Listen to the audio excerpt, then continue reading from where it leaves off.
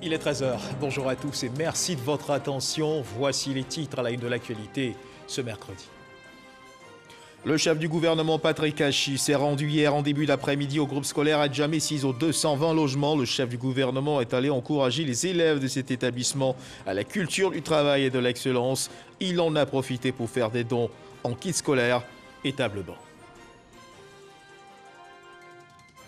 Sécurité frontalière Côte d'Ivoire, Burkina Faso et intégration des peuples. Le ministre de l'Intérieur et de la Sécurité, Vagondo Diomandé, a pris part à la deuxième rencontre des ministres en charge de l'administration du territoire du Burkina Faso et de la Côte d'Ivoire, qui s'est tenue à Bobo-Dioulasso, Burkina Faso. Le point de cette rencontre avec notre reporter Abou Sanogo. Plus de 100 morts en Inde et au Népal dans des inondations et glissements de terrain déclenchés par plusieurs jours de fortes pluies et des dizaines d'autres personnes sont portées disparues selon un nouveau bilan annoncé ce mercredi par les autorités. Voilà pour l'essentiel. Bonjour à tous et merci de nous rejoindre. Ce mercredi, direction le palais présidentiel. En ouverture de ce journal se tient au palais présidentiel donc un conseil des ministres présidé par le chef de l'État Alassane Ouattara, comme vous pouvez le voir sur ces images. À l'édition de 20 h, vous aurez des échos des grandes décisions prises au cours de ce conseil.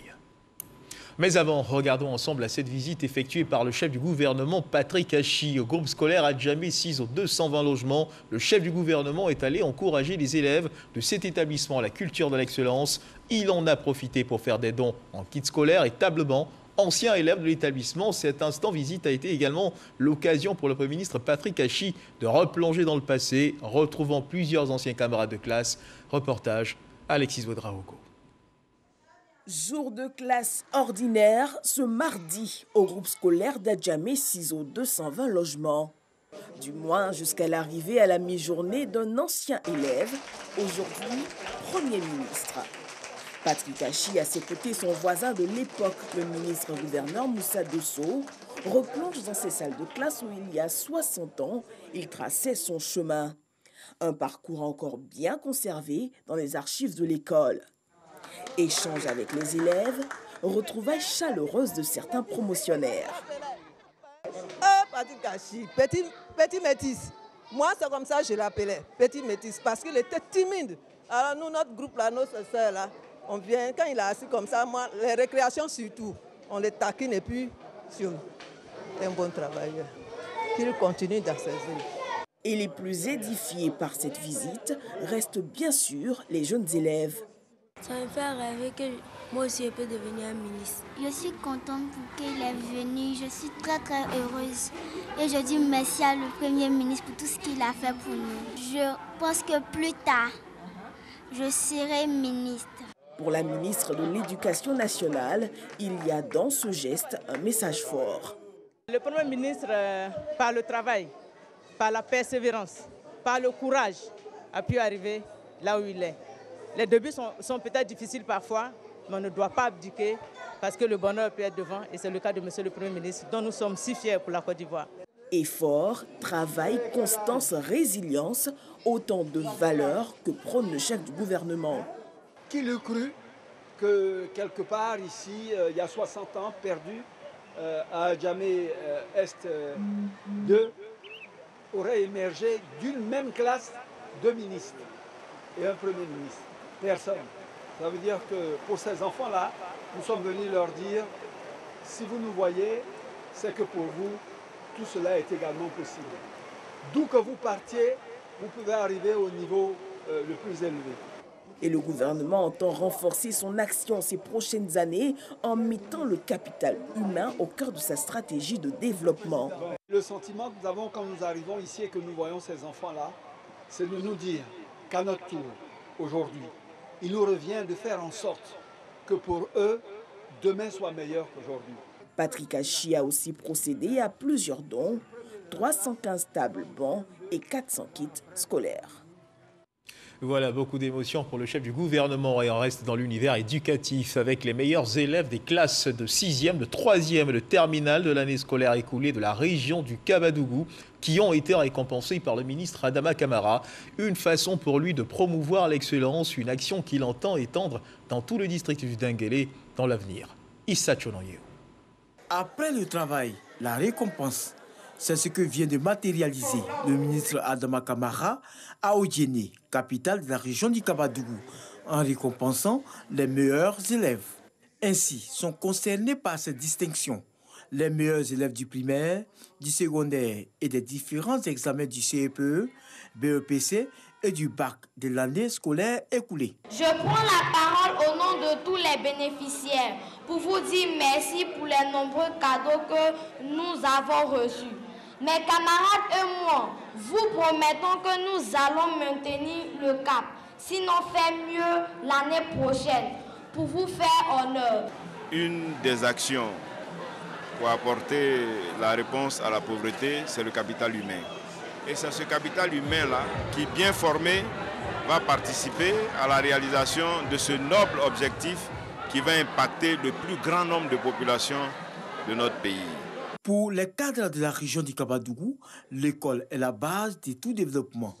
C'est pourquoi le ministre Adama Kamara n'entend pas s'arrêter à la récompense des meilleurs élèves seulement de la région du Kabadougou. Il s'est engagé à étendre son action à tout le district autonome du Denguélé.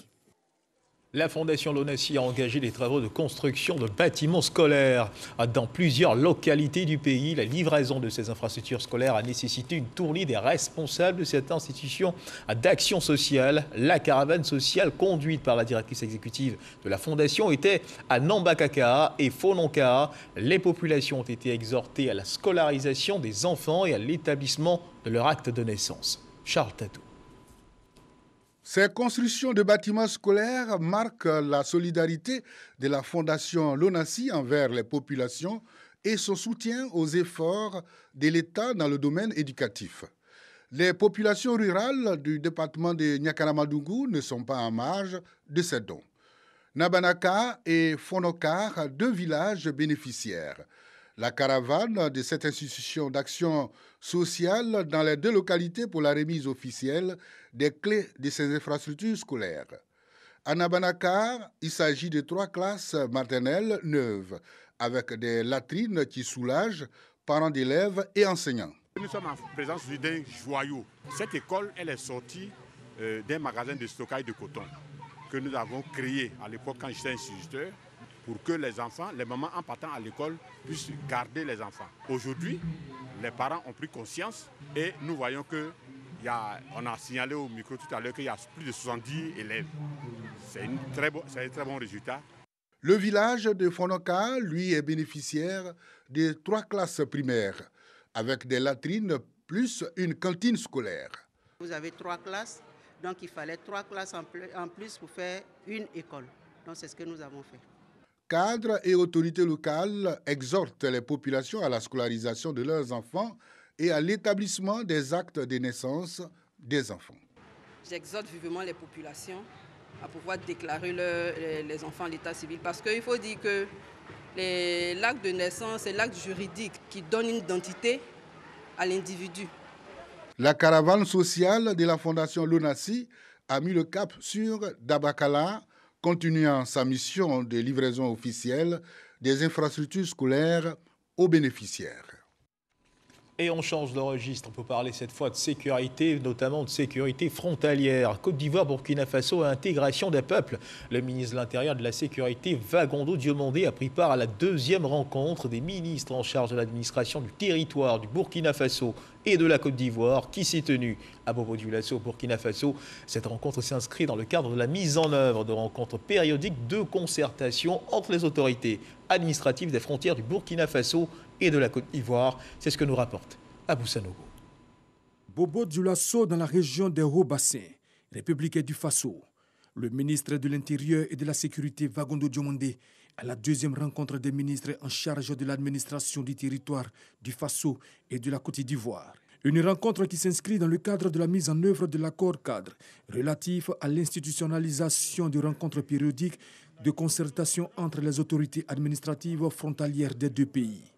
Il s'est agi durant les travaux pour le ministre ivoirien de l'Intérieur et de la Sécurité, Vagondo Diomandé, et le ministre d'État, ministre de l'Administration du Territoire et de la Décentralisation du Burkina Faso, Pegwenge Clément Sawadogo, d'examiner et d'adopter les résultats des travaux de la rencontre des autorités administratives frontalières des 2 pays tenue du 7 au 9 avril 2021 à Banfora. Les deux ministres ont également planché sur la difficulté dans les espaces frontaliers des deux pays et donné des orientations en vue de renforcer l'intégration et la cohabitation pacifique entre les populations frontalières. Une gestion efficace et efficiente des frontières et des espaces frontaliers répondant de la manière la plus adéquate aux besoins des populations nécessite une coopération dynamique entre les acteurs de part et d'autre de la ligne frontière. Par votre engagement personnel, vous traduisez sur le terrain et vous donnez par la même occasion à nos populations l'exemple du type de cohabitation auquel nous aspirons pour la préservation de la paix et la cohésion sociale dans nos zones frontalières communes. Pour ce qui est des recommandations, il a été question de définir un chronogramme budgétisé du processus de matérialisation de la frontière qui sera porté à la connaissance des ministres au plus tard le 15 novembre 2021. Renforcer la coopération militaire entre les forces de défense et de sécurité dans les zones frontalières. Intensifier les opérations militaires conjointes. Poursuivre les rencontres des autorités frontalières. Se donner les moyens de la mise en œuvre du plan d'action 2021-2023. La troisième rencontre des ministres en charge de l'administration du territoire aura lieu en Côte d'Ivoire. Et toujours dans le cadre de la sécurité, sachez que la ministre du Plan du Développement, Nialé Kaba, a initié une rencontre dans la cour de la préfecture de Bouna avec la communauté Peul vivant dans la région du Bounkhani pour les impliquer dans la lutte contre le terrorisme. Rencontre qui devait servir aussi de cadre de partage d'informations entre la communauté Peul et les forces de sécurité afin de mieux lutter contre le terrorisme. Et toujours dans le fil de l'actualité de cette édition, ce communiqué qui émane du ministère d'État, ministère de la Défense, dans la matinée du mardi 19 octobre 2021, aux environs de 8h30, un tireur embusqué a ouvert le feu sur un poste d'observation des forces armées de Côte d'Ivoire, les Fassi, situé à 1 km au nord-est de Téhini, faisant un blessé léger au sein des hommes de faction. La riposte des soldats a permis de le neutraliser. Le chef d'état-major général des armées félicite les soldats dont la vigilance a permis de mettre en échec cet acte criminel. Ce communiqué est signé du général de corps d'armée Lassina Doumbia, chef d'état-major général des armées. Une autre menace face à laquelle le monde s'est dressé depuis plus d'un an, c'est la Covid-19, à suivre l'évolution de la maladie dans notre pays.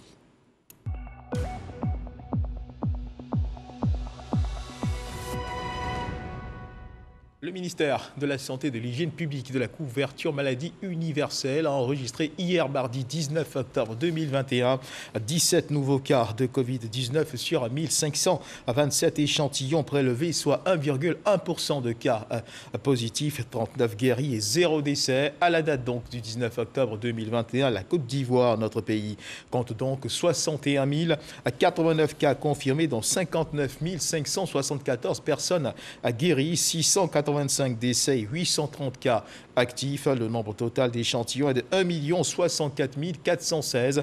Le 18 octobre, 15 721 doses de vaccins ont été administrées, soit un total de 2 921 400 doses. Du 1er mars au 18 octobre, le ministre de la Santé, de l'Hygiène publique, de la couverture maladie universelle invite toutes les personnes âgées de plus de 18 ans à se faire vacciner dans les centres de vaccination. La vaccination contre la Covid-19, rappelons-le, qui est gratuite et volontaire. Et on change de registre pour parler cette fois de cette activité du secrétariat exécutif du Conseil national pour la nutrition, l'alimentation et le développement de la petite enfance, SECONAPE, qui a procédé à la remise officielle de matériel de travail aux comités régionaux multisectoriels de nutrition. Ce geste vise à faciliter les échanges d'informations pour rendre plus efficace l'action du Conseil à travers ces centres. C'était à Cocody, dans les locaux de la Direction générale de l'administration du territoire. Clarisse Kanyala, Godefroy Okambawa. Ce sont au total 11 ordinateurs portables, 12 imprimantes laser qui sont mis à la disposition des comités régionaux multisectoriels de nutrition.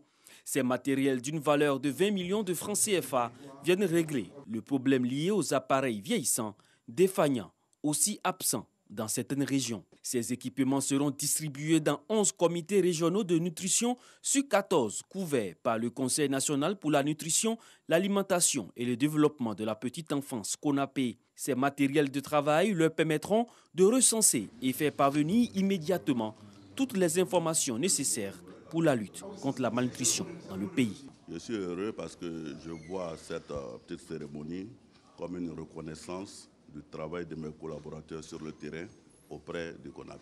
Il nous a donc plu d'outiller le corps préfectoral qui est sur le terrain en équipement pour qu'effectivement il puisse organiser le travail sur le terrain. Il doit faire des réunions, il doit faire des rapports. Des rapports doivent revenir et faire remonter ces rapports au préfet de région que eux maintenant font remonter au secrétaire exécutif. Le secrétariat exécutif du CONAP a mobilisé 25 milliards de francs CFA auprès de la Banque islamique de développement pour la mise en œuvre de ce projet. Il s'agira à court terme de la création de 12 nouvelles régions, complétant ainsi à 26 le nombre de régions couvertes par les comités régionaux de lutte contre la malnutrition en Côte d'Ivoire. La MUGEFSI, la Mutuelle Générale des Fonctionnaires et Agents de l'État de Côte d'Ivoire, prépare activement le renouvellement de ses organes au titre de la mandature 2021-2025. L'élection est prévue pour se tenir le samedi 11 décembre 2021 pour une meilleure implication du corps préfectoral et les présidents des comités électoraux dans le processus électoral. Ceux-ci bénéficient d'une formation dans la ville de Yamoussoukro. Soro Corona. La MUGEFSI, Mutuelle Générale des Fonctionnaires et Agents de l'État, renouvelle ses organes au titre de la mandature 2021-2025 le samedi 11 décembre prochain. Pour des élections libres, crédibles, transparentes et démocratiques, le comité national électoral est au travail. À Yamoussoukro, les préfets et les présidents des comités locaux électoraux étaient à l'école pour une meilleure compréhension et appropriation du processus électoral de la MUGEFSI. La présidente du comité national électoral a invité les préfets à mettre leur expertise à la disposition des comités locaux pour des élections acceptées par tous les adhérents. Pour le ministère de l'Emploi et de la Protection sociale, les résultats doivent être le reflet de l'expression de la majorité des adhérents. Monsieur le ministre de l'Emploi et de la Protection sociale, faisant suite à la mission qui lui a été confiée par le conseil d'administration de la MUGEFSI d'organiser ce processus électoral, a décidé de mettre en place un comité ad hoc pour l'élaboration d'un nouveau guide électoral, plus consensuel et qui prend en compte les contraintes opérationnelles antérieurement décidées, ainsi que les attentes des mutualistes. L'objectif de M. le ministre est de faire en sorte que les résultats de ces élections soient le reflet de l'expression de la majorité des adhérents de la MUGEFSI, dont les besoins sont de plus en plus grands. La Mutuelle Générale des Fonctionnaires et Agents de l'État a pour mission de contribuer à l'amélioration des conditions de vie des membres et leurs ayants droit. Créée en 1973, la MUGEFSI est un système d'entraide et de solidarité qui couvre les risques sociaux. Situé à l'orée du parc national de Taï, dans la sous-préfecture de Djorotou, l'écotel Tourako est le complexe idéal pour une immersion dans la nature. Cet important maillon de l'écotourisme ivoirien est aujourd'hui en difficulté, victime de la pandémie à coronavirus et ses restrictions de voyage, notamment pour les touristes étrangers qui constituaient sa principale clientèle. Manque à gagner aussi bien pour les populations riveraines qui y travaillent que pour l'Office ivoirien des parcs et réserves, l'OIPR, qui tire de son exploitation quelques dividendes. L'activité touristique dans le parc national de Taï pourrait rapporter plus de 22 milliards de francs CFA par an. Notre reporter Jean-Louis Mongo est allé à la rencontre et surtout à la découverte de ce joyau déchu du parc national de Taï. Son reportage. Les superlatifs ne manquent pas pour le parc national de Taï. Plus grand bloc de forêt tropicale primaire sous protection de toute la zone ouest africaine, avec une superficie de 5360 km². Inscrit depuis 39 ans sur la liste du patrimoine mondial, ce parc offre, avec la réserve de faune d'une zoo qui lui est contiguë, une biodiversité unique. Begrezo est guide écotouristique depuis 23 ans dans le parc national de Taï. C'est ici qu'il a acquis toute sa science. J'ai connu beaucoup de plantes et leur utilité avec les différents chercheurs qui passaient. Le parc national de Taï a sauvé beaucoup d'espèces. Les arbres qu'on trouve ici, on ne peut pas les trouver dans les forêts classées. Ici, il y a beaucoup d'espèces qui ont été conservées, telles que les acajou, telles que l'arbre qu'on appelle le sipo, le cosipo, sont encore ici.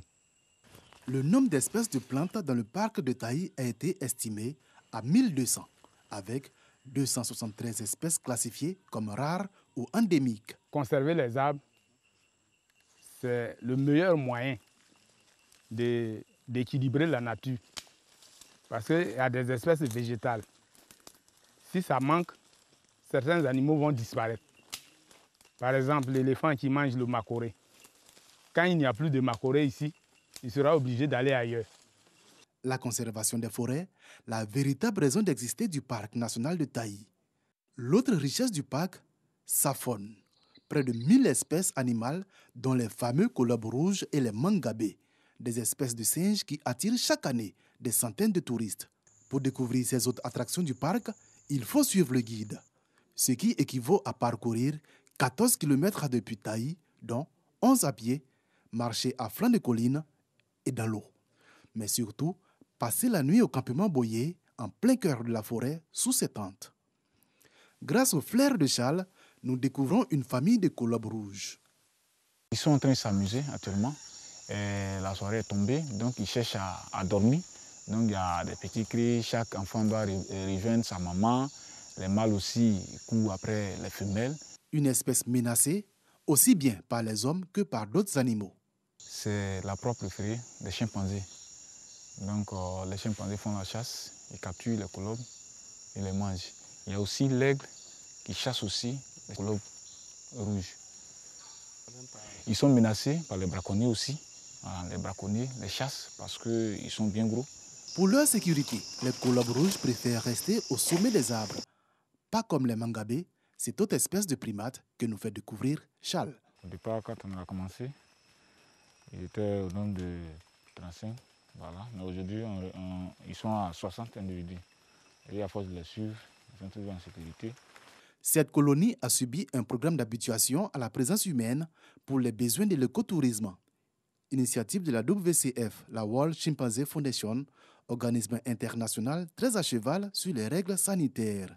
Quand tu respires même, tu peux te faire contaminer et aussi contaminer les animaux. Donc, on est venu sur le territoire, il faut qu'on protège tout pour qu'il reste intact. Un test antigénique est même exigé à chaque visiteur avant l'entrée sur le territoire des primates. Des gestes de préservation des richesses naturelles du parc auquel l'OIPR, l'Office ivoirien des parcs et réserves, a songé depuis bien longtemps. Ici, c'est un groupement qui a bénéficié d'un projet de programme d'investissement forestier dans l'optique de pouvoir produire de la protéine alternative au braconnage, à la viande de brousse. Donc, ils ont été financés par le programme d'investissement forestier au travers de l'OIPR afin de pouvoir réduire la pression sur le braconnage à l'intérieur du parc. Élevage de volailles à Béoué et Para, à Djoroutou, mais également de caprins à Sidi-Bébougou et Join dans la région de Soubré. Des activités génératrices de revenus qui commencent à porter leurs fruits. Il y a des braconniers vraiment qui quittaient dans la zone pour aller chasser. On causait avec eux jusqu'à ces manques de viande. Souvent, il y a les fêtes, là, il n'y a rien à manger. C'est pourquoi ils s'en vont chercher la viande pour venir. Dès qu'on a commencé à faire ça, vraiment, actuellement, ces gens-là, la plupart viennent acheter, puis se retournent.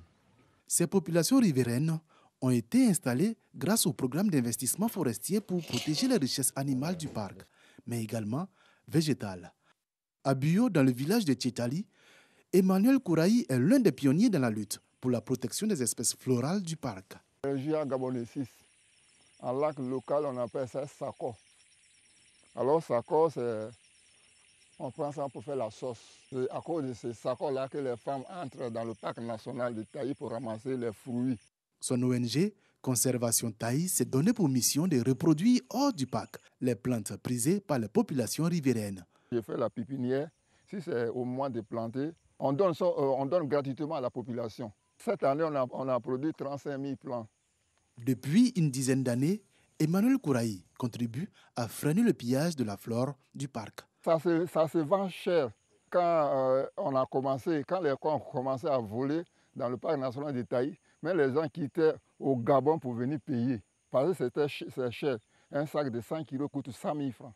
Une œuvre utile quand on sait que la protection du massif forestier de Taï agit positivement sur le climat local, assurant des pluies plus régulières et abondantes, essentielles pour la production agricole. Selon une étude de la Fondation pour les parcs et réserves de Côte d'Ivoire et l'OIPR, au moins 3,2% du PIB ivoirien dépendrait du parc national de Taï. La production de cacao, café EVA et palmier à huile y représenteraient même un chiffre d'affaires de 492 milliards de francs CFA. Voilà, magnifique paysage verdoyant, riche de sa faune et de sa flore. Notre reporter Jean-Louis Gongo nous emmenait à la découverte de la forêt primaire de Taï. Et puis retour dans cette édition sur la commémoration du Mahoulid, la naissance du prophète Mohammed, naissance commémorée dans la nuit du dimanche au lundi dernier. Retour sur cette célébration dans les communes d'Atekoubé, Abobo et d'Imbokro. Abobo, terrain Ange Noir. La communauté musulmane du quartier Banco 1 a célébré le Maoulid, la naissance du prophète Mohammed, paix et salut sur lui. À cette occasion, l'imam Mahamoud Sanogo a évoqué les miracles liés à la naissance du prophète de l'islam. Ces moments de prière et de louange se sont déroulés en présence du ministre d'État, ministre des Affaires étrangères, Kandia Kamara, par ailleurs député maire de la commune d'Abobo, qui a formulé des vœux de paix pour la Côte d'Ivoire. Le prophète a été un homme bon, un homme juste, un homme courageux, un homme de paix. Et donc, les enseignements que nous tirons aujourd'hui, c'est que tout musulman doit chercher à ressembler au prophète Mohammed, paix et salut sur lui. Le Maoulid est célébré tous les ans, le 12 du 3e mois du calendrier hégérien, par les musulmans du monde entier. La Zaïwa Atekoubé du cheikh Aboubakar Diabaté, à l'instar des autres communautés musulmanes, a célébré la nuit du Maouloud, marquant le jour de naissance du prophète Mohammed en présence du ministre Paulin Claude Danhou, député maire de la commune d'Atekoubé. Le cheikh Aboubakar Diabaté a entretenu ses fidèles sur la célébration du jour, avant de donner le sens de la dévotion entretenue autour du Maouloud. Chaque année, lorsque la date de sa naissance arrive, nous essayons de parler de lui aux musulmans parce que c'est un grand homme qui rafferme beaucoup de vertus. Nous sommes aux côtés de la communauté musulmane pour célébrer des valeurs, pour une introspection, une formation, pour un moment de partage nécessaire aujourd'hui pour construire une Côte d'Ivoire de paix, une Côte d'Ivoire de fraternité. Le ministre Adama Coulibaly, ministre de l'économie et des finances, a passé cette nuit commémorative à Dimbokro. Il a demandé à Dieu de permettre à chaque musulman de bénéficier des bienfaits et des bénédictions de cette nuit spirituelle. Les prêches qui sont faites sont des prêches pleins de sens, de profondeur et des messages assez puissants sur la vie de l'islam, sur la vie du prophète, en l'occurrence une vie de simplicité, une vie d'humilité, une vie de grande disponibilité pour tous. Toute la nuit, des chants, des cantiques et des louanges ont été dits à la gloire d'Allah et au dernier de ses messagers. Et puis dans l'actualité internationale, au moins 116 personnes sont mortes en Inde et au Népal, emportées par des inondations et glissements de terrain déclenchés par plusieurs jours de fortes pluies. Des dizaines d'autres personnes sont portées disparues selon un nouveau bilan annoncé ce mercredi par les autorités. Dans l'Uttarakhand, dans le nord de l'Inde, les autorités ont déclaré que 46 personnes étaient mortes ces derniers jours et que 11 étaient portées disparues. À plus de 200 personnes, rappelons-le, avaient déjà péri en février dernier lors de crues dans cet état particulièrement exposé aux inondations. Et juste avant de refermer les pages de cette édition, sachez que du côté du palais présidentiel se tient en ce moment un conseil des ministres présidé par le chef de l'État, Alassane Ouattara. Comme vous pouvez le voir sur ces images, à l'édition de 20h, vous aurez des échos des grandes décisions prises au cours de ce conseil des ministres. C'est la fin de ce journal. Merci de nous avoir suivis. Agréable début d'après-midi. Dieu garde la Côte d'Ivoire.